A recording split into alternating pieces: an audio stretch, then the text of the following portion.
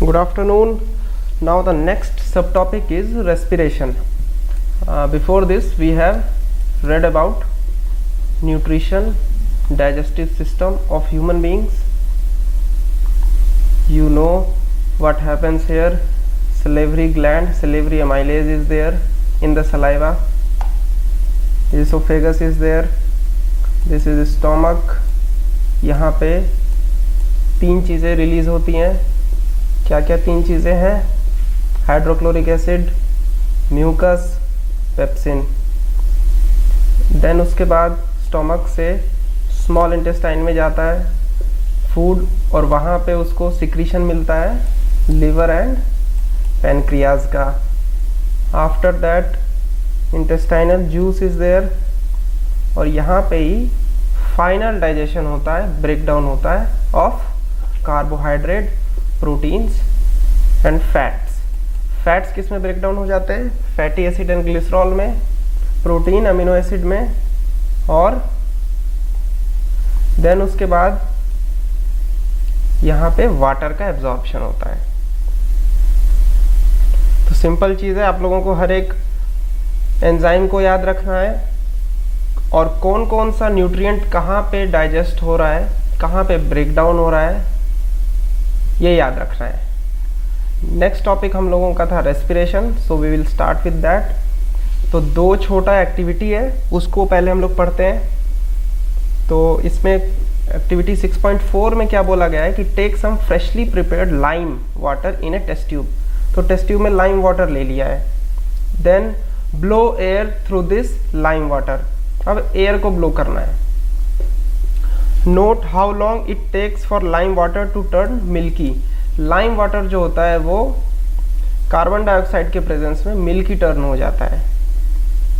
तो ये देखना है कि जब हम लोग एयर ब्लो कर रहे हैं लाइम वाटर में, then after how long it will turn milky. दूसरे टेस्ट ट्यूब में भी सिमिलर चीज करना है, लेकिन यहाँ पे हम लोग एयर खुद से नहीं ब्लो कर रहे हैं, एक पिचकारी से ब्लो कर रहे हैं, सिरिंज से ब्लो कर रहे हैं. सो इसमें बोला गया है use a syringe or a pichkari to pass air through some fresh lime water taken in another test tube. Then you have to see note how long it take for this lime water to turn milky. अब यहाँ वाला जो lime water है ये थोड़ा देर से milky होगा, यहाँ वाला जल्दी हो जाएगा. क्यों होगा? क्योंकि यहाँ पे हम लोग एयर ब्लो कर रहे हैं जहाँ पे कार्बन डाइऑक्साइड का कंसंट्रेशन ज़्यादा है एज कंपेयर टू दिस. तो जहाँ पे ज़्यादा कार्बन डाइऑक्साइड रिलीज होगा वहाँ पे लाइम वाटर जल्दी से मिल्की टर्न हो जाएगा. तो ये है टेस्ट ट्यूब बी जो कि जल्दी होगा. तो देखो यहाँ पे क्या बोला गया है कि what does this tell us about the amount of carbon dioxide in the air that we breathe out. तो जब दैट वी ब्रीथ आउट तो उसमें अमाउंट ऑफ कार्बन डाइऑक्साइड जो है वो ज़्यादा है. तो इससे ये इस एक्टिविटी का ये इन्फ्रेंस है. तो अब आते हैं नेक्स्ट एक्टिविटी पे, जो कि एक्टिविटी 6.5. इसमें क्या बोला गया है कि टेक सम फ्रूट जूस और sugar solution and add some yeast to this. ठीक है, फ्रूट जूस और शुगर सॉल्यूशन ले लिया, उसमें ईस्ट डालना है. Take this mixture in a test tube fitted with 1 holed cork. Fit the cork with a bent glass tube and dip the free end of the glass tube into a test tube containing freshly prepared lime water. तो अब देखो ये जो mixture है ना, ये east का और शुगर सॉल्यूशन फ्रूट जूस वाला, ये कार्बन डाइऑक्साइड रिलीज करेगा और इस कार्बन डाइऑक्साइड को मुझे ट्रांसपोर्ट करना है एक बेंट पाइप के थ्रू दूसरे टेस्ट ट्यूब में जहाँ पे लाइम वाटर रखा हुआ है. अब यहाँ पे लाइम वाटर रखा हुआ है और ये कार्बन डाइऑक्साइड इसमें जाएगा तो इसको मिल्की टर्न करेगा. So what change is observed in the lime water and how long does it take for this change to occur? और what does this tells us about the product of fermentation? तो product of fermentation में एक carbon dioxide भी release हो रहा है. तो अब आते हैं, we have discussed nutrition in organisms in the last section. And the food material taken in during the process of nutrition is used in the cell to provide energy. ठीक है, for the life process. Diverse organisms do this in different ways. दोबारा से देखते हैं इसको। The food material taken in during the process of nutrition is use in the cell to provide energy for various life process. ठीक है, इतना समझ में आ रहा है। फूड जो हमने लिया उससे बॉडी न्यूट्रिशन डिराइव की, ठीक है, और उसको फिर लाइफ प्रोसेसेस को एनर्जी प्रोवाइड करने में यूज किया। याद करो फर्स्ट लेक्चर जहाँ पे मूवमेंट ऑफ मॉलिक्यूल के लिए एनर्जी का रिक्वायरमेंट था, जहाँ पे maintenance of body and growth of body के लिए एनर्जी का रिक्वायरमेंट था, तो वो सारा एनर्जी रिक्वायरमेंट यहाँ पे ऐसे पूरा हो रहा है।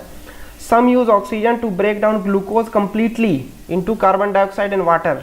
ठीक है, अब यहाँ पे देखो अलग अलग ऑर्गेनिज्म जो है वो क्या प्रोसीजर को अडॉप्ट करता है to break down the food का एंड प्रोडक्ट। तो एक ये है ग्लूकोज, अब इसको ब्रेक डाउन करने के लिए कुछ ऑर्गेनिज्म ऑक्सीजन का यूज करता है। ठीक है, याद है फर्स्ट लेक्चर में डिस्कस किया था कि सबसे बेसिक चीज जो फूड से एनर्जी रिलीज करने के लिए चाहिए वो होता है ऑक्सीडेशन रिएक्शन, और ऑक्सीडेशन रिएक्शन के लिए ऑक्सीजन की जरूरत होती है, और ऑक्सीजन का exchange respiration is a life process. ये डिस्कस किया था हम लोगों ने पासिंग रेफरेंस शुरू में। तो अब यहाँ पे देखो some use oxygen to break down glucose completely into carbon dioxide and water and some use other pathways. तो किसी को ऑक्सीजन मिल गया तो वो ऑक्सीजन का यूज करके एनर्जी रिलीज कर देगा, किसी को ऑक्सीजन नहीं मिला तो वो कोई अलग पाथवे को फॉलो करेगा। तो ये डिपेंड हो रहा है कि ऑर्गेनिज्म कैसा है। ठीक है, so in all cases first step is the break down of glucose. सबसे पहले क्या होगा, 6 मॉलिक्यूल कार्बन मॉलिक्यूल है, 6 कार्बन मॉलिक्यूल कंपाउंड ग्लूकोज है, वो ब्रेक होगा 3 कार्बन मॉलिक्यूल पायरुवेट में। ठीक है, ये सब में होगा पायरुवेट में। This process takes place in cytoplasm. Further the pyruvate may be converted into ethanol and carbon dioxide. अब में भी बोला गया है, ठीक है, पायरुवेट जो है या तो इथेनॉल एंड कार्बन डाइऑक्साइड में कन्वर्ट हो जाएगा।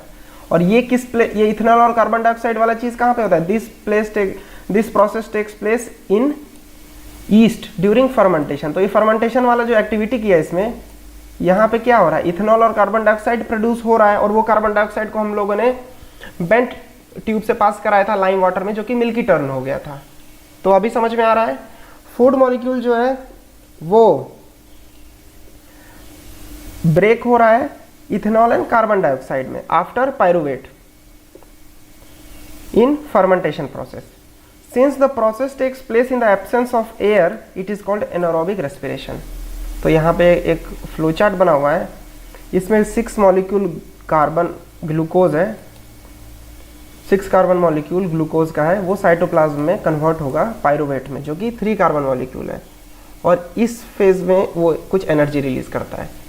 इसके बाद अगर आपको ऑक्सीजन मिल रहा है तो आप कार्बन डाइऑक्साइड, वाटर और एनर्जी कन्वर्ट कर देंगे बना के। अगर आपको ऑक्सीजन नहीं मिल रहा है, जो कि ईस्ट है, जिसको नहीं मिलता है, तो वो बनाता है ethanol, carbon dioxide and energy. ठीक है, और जहाँ पे लैक ऑफ ऑक्सीजन है, मतलब कि मिल भी रहा है, कम मिल रहा है, तो वहाँ पे क्या बनता है, लैक्टिक एसिड प्लस एनर्जी। तो देखो यहाँ पे पहला यहाँ पे एनर्जी रिलीज हो रही है, और दूसरी ये इंटरमीडिएट जब ब्रेक होता है तो एनर्जी रिलीज होती है। अब ये पायरुवेट जो इंटरमीडिएट है ये किस पाथवे को फॉलो करेगा, डिपेंड्स अपॉन कौन सा ऑर्गेनिज्म है। ठीक है, तो अब थोड़ा और डिटेल में पढ़ते हैं इसको। This process takes place in yeast. Yeast वाला प्रोसेस पता चल गया। ईस्ट में क्या होगा, पहले ग्लूकोज पायरुवेट में कन्वर्ट होके फिर ईस्ट को ऑक्सीजन मिला नहीं तो वो इथेनॉल एंड कार्बन डाइऑक्साइड में कन्वर्ट कर लेगा और प्लस एनर्जी रिलीज करेगा। ये हो गया anaerobic respiration, anaerobic without oxygen. Break down pyruvate using oxygen takes place in mitochondria. अब जिसको पास ऑक्सीजन मिल रहा है वो क्या करेगा, उसके सेल में माइटोकॉन्ड्रिया है और माइटोकॉन्ड्रिया में ब्रेक डाउन होता है। माइटोकॉन्ड्रिया को power house of the cell बोलते हैं। So this process breaks up the 3 carbon pyruvate molecule to give 3 molecules of carbon dioxide. तो यहाँ पे भी पायरुवेट मॉलिक्यूल को कार्बन डाइऑक्साइड में बदला, ठीक है, और वाटर में बाय प्रोडक्ट और एनर्जी रिलीज हो गया। ये कहाँ पे हो रहा है, माइटोकॉन्ड्रिया में। माइटोकॉन्ड्रिया में कब हो रहा है, जब ऑक्सीजन का प्रेजेंस है। The other product is water. ठीक है, अब since this process takes place in the presence of oxygen, इसको बोला जाता है एरोबिक रेस्पिरेशन। तो ये देखो, ये हो गया एनारोबिक जहाँ पे नहीं है ऑक्सीजन, और इसका एग्जांपल है ईस्ट। ये हो गया एरोबिक जहाँ पे ऑक्सीजन अवेलेबल है। The release of energy in the aerobic process is a lot greater then in anaerobic process. तो यहाँ पे एनर्जी का रिलीज कम होता है, यहाँ पे एनर्जी का रिलीज ज़्यादा होता है। तो ये एक फैक्ट है, इसको याद रखिए। The release of energy in this aerobic process is a lot greater than anaerobic process, and sometimes when there is a lack of oxygen in our muscle cell, जैसे दौड़ते दौड़ते हमारे को एनर्जी की ज़्यादा ज़रूरत होती है, ठीक है, तो उस समय लैक ऑफ ऑक्सीजन के कारण हमारे मसल में एक अनदर पाथवे डेवलप होता है जहाँ पे पायरुवेट को ब्रेक डाउन किया जाता है लैक्टिक एसिड में। तो hair pyruvate is converted into lactic acid which is also a 3 carbon molecule. This buildup of lactic acid से cramps आता है। तो जहाँ पे lack of oxygen हो गया, जैसे हमारे मसल्स में कभी कभी। तो ये हो गया ग्लूकोज के ब्रेकडाउन के अलग अलग रास्ते। सबसे पहले ग्लूकोज बन कहाँ से रहा है? जो खाना खाया था उससे ग्लूकोज बना, ठीक है। अब डायरेक्ट ग्लूकोज को यूटिलाइज नहीं कर रहा है लोग, हमें चाहिए एनर्जी, एटीपी के फॉर्म में होता है, एडिनोसिन ट्राइफॉस्फेट, ठीक है। तो एनर्जी जो है, एनर्जी की करेंसी है एटीपी, एटीपी एडिनोसिन ट्राइफॉस्फेट। तो अब यहाँ पे देखिए कि जो खाने से डिराइव हुआ पूरे डाइजेशन में एलिमेंट्री कैनाल से पास हो के उसके बाद जो ग्लूकोज बन रहा है वो ट्रांसफ़र होके साइटोप्लाज्म में पायरुवेट बनता है, और वो पायरुवेट किस रास्ते को अडॉप्ट करेगा वो डिपेंड कर रहा है कि ऑर्गेनिज्म कैसा है। अगर ऑर्गेनिज्म वैसा है जो कि ऑक्सीजन के प्रेजेंस में नहीं ब्रेक डाउन करता है तो वो हो गया एनारोबिक। और जैसे हम लोग as an organism presence of oxygen है, तो यहाँ पे हमारे सेल का माइटोकॉन्ड्रिया जो होता है वो कन्वर्ट करता है glucose finally to carbon dioxide, water और एनर्जी में, ठीक है। और अगर हमारे यहाँ पे ऑक्सीजन की कमी हो गई तो ये वाला प्रोसेस आ जाता है, और ये लैक्टिक एसिड का डिपोजिशन हमारे मसल में होता है और इससे क्रैम्प्स बनता है, ठीक है। तो इतना तक समझ गए हम लोग। अब देखिए the energy released during cellular respiration. अब सेलुलर रेस्पिरेशन क्या है? यही चीज है सेलुलर रेस्पिरेशन। एक सेल में ये चीज हो रही है, सेल में ऑक्सीजन का एक्सचेंज हो रहा है ना, तो ये है सेलुलर रेस्पिरेशन। तो in cellular respiration the energy released during cellular respiration is immediately used to synthesize a molecule called ATP। अब ये जो एनर्जी है ये तुरंत यूटिलाइज हो जाता है ATP बनने के लिए, which is used to fuel all other activity in the cell। और इसी से सारी एनर्जी खर्च होती है और सारा प्रोसेस जो होता है सेल का वो परफॉर्म किया जाता है। सेल को अपना काम करने के लिए एनर्जी चाहिए। एनर्जी किस फॉर्म में मिलेगा? तो ATP, ठीक है। और एनर्जी कैसे रिलीज हो रहा है? तो ये प्रोसेस, पाथवेज, इसको समझना है। मैक्रो पिक्चर आपके दिमाग में हमेशा क्लियर होनी चाहिए कि बॉडी के सेल्स को एनर्जी कैसे मिल रही है from the step we eat and chew, ठीक है। तो अब देखो यहाँ पे in this process the ATP is broken down giving rise to fix amount of energy which can drive the endothermic reaction taking place in the cell. जो energy requirement जिस reaction का है उसके लिए एटीपी ब्रोक डाउन करके energy देता है। अब यहाँ पे एटीपी के बारे में दिया हुआ है कि एटीपी क्या चीज़ है, कि ATP is the energy currency for most cellular process and the energy release during the process of respiration is used to make an ATP molecule from adenosine diphosphate and inorganic phosphate.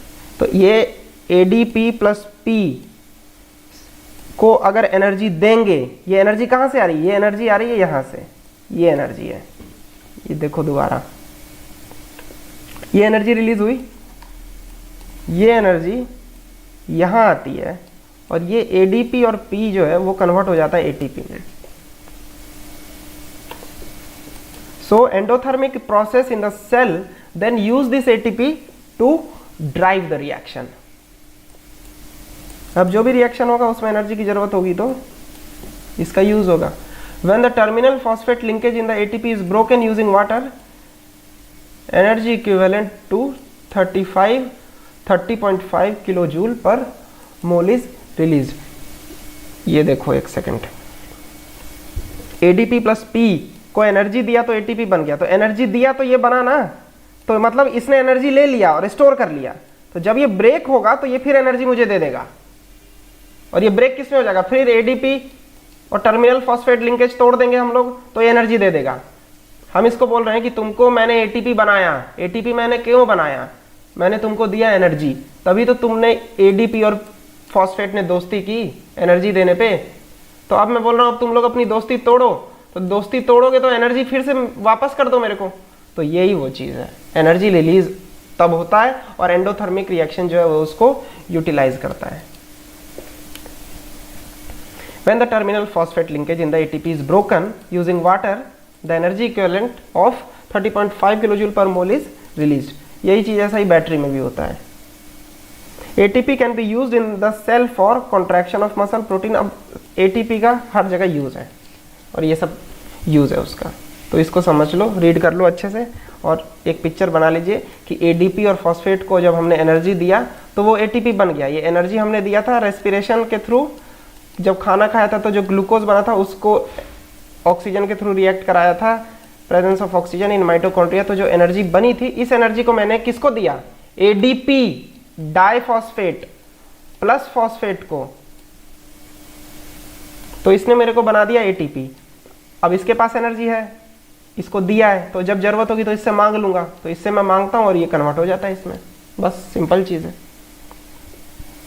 तो अब आते हैं, since the aerobic respiration pathway depend upon oxygen, anaerobic organism need to ensure that there is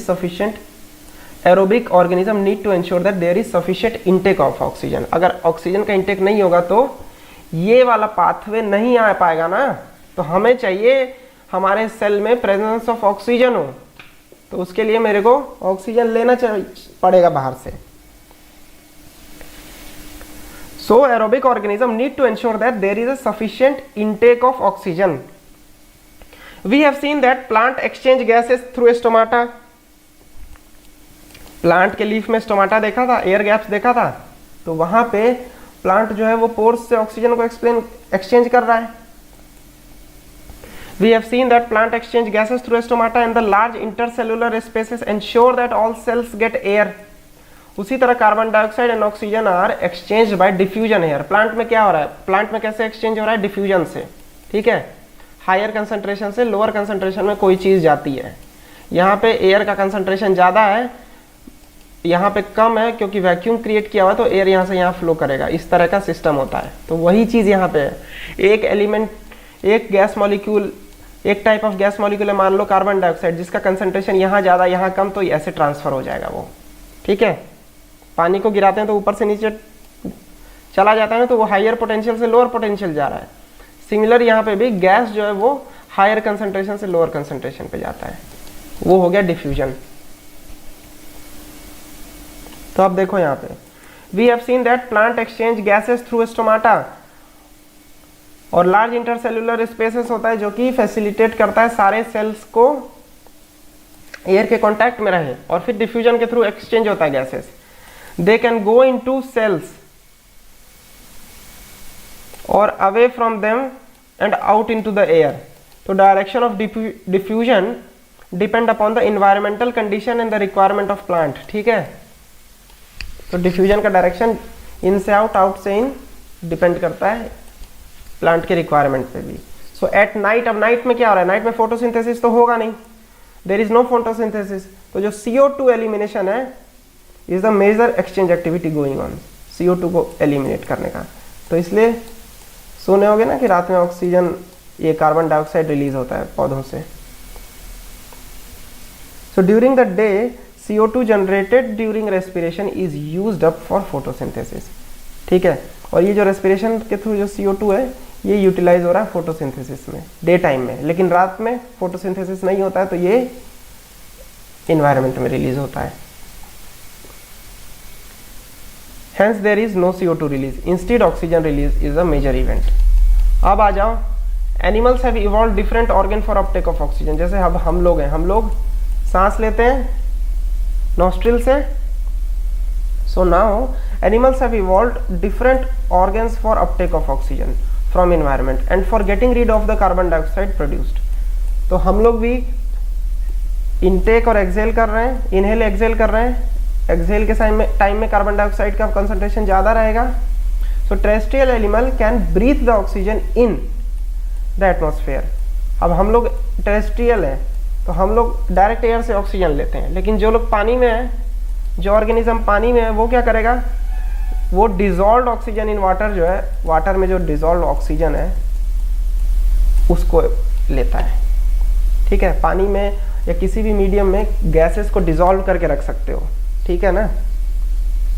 जैसे cocoa Cola में carbon dioxide dissolve होता है उस तरह।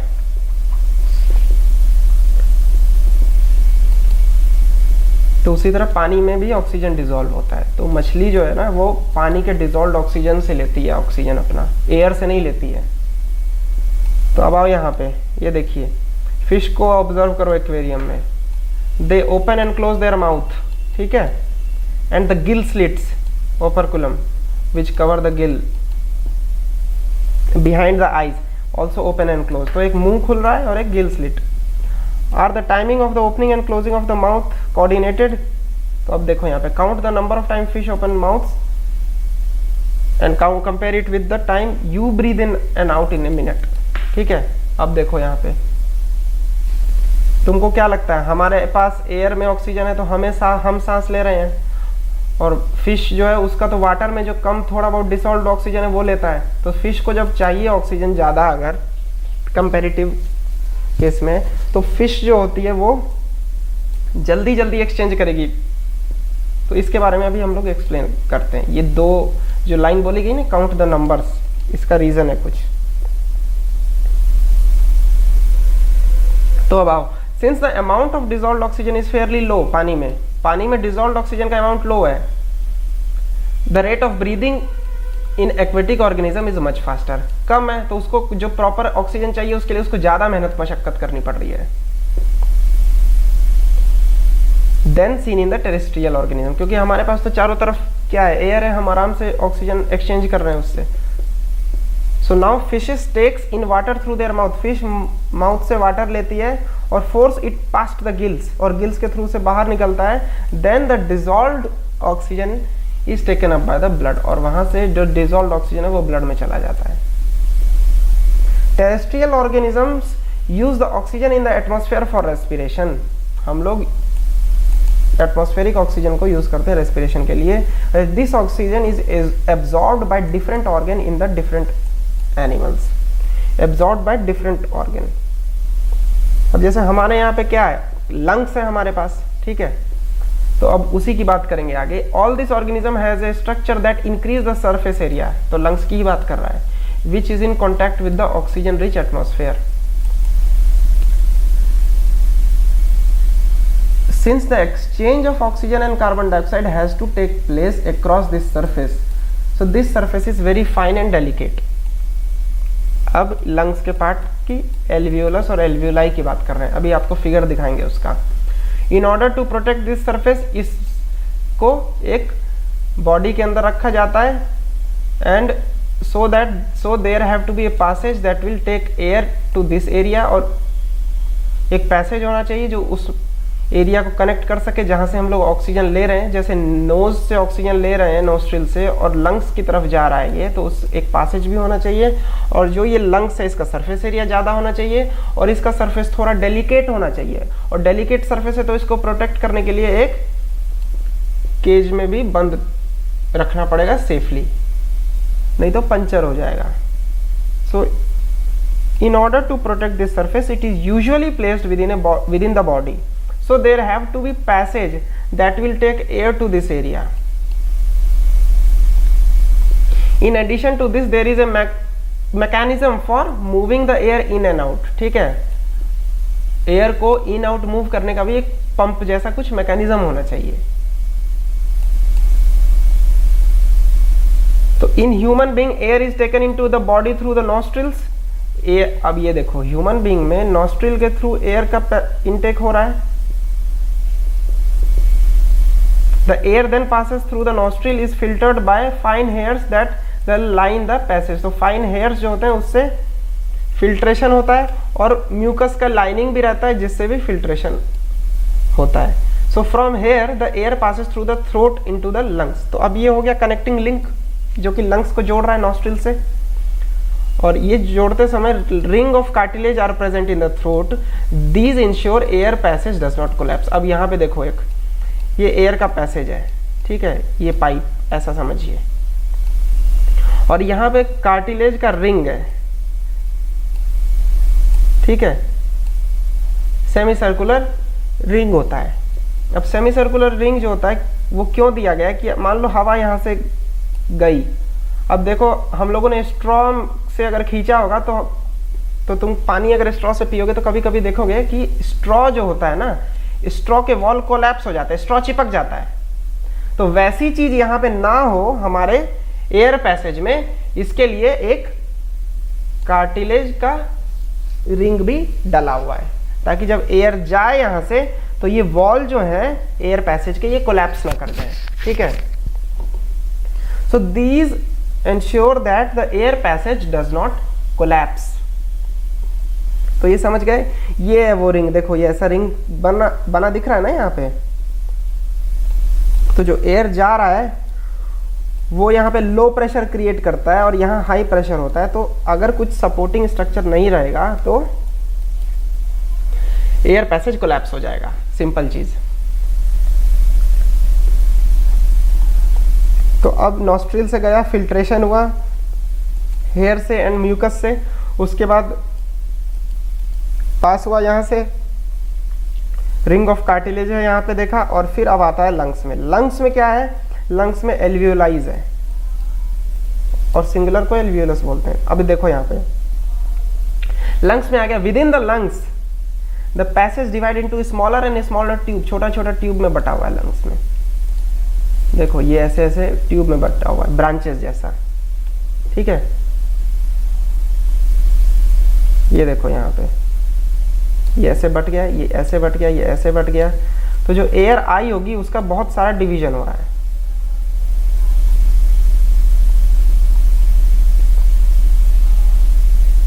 into the smaller and smaller tube which finally terminate in balloon like structure which is called alveoli।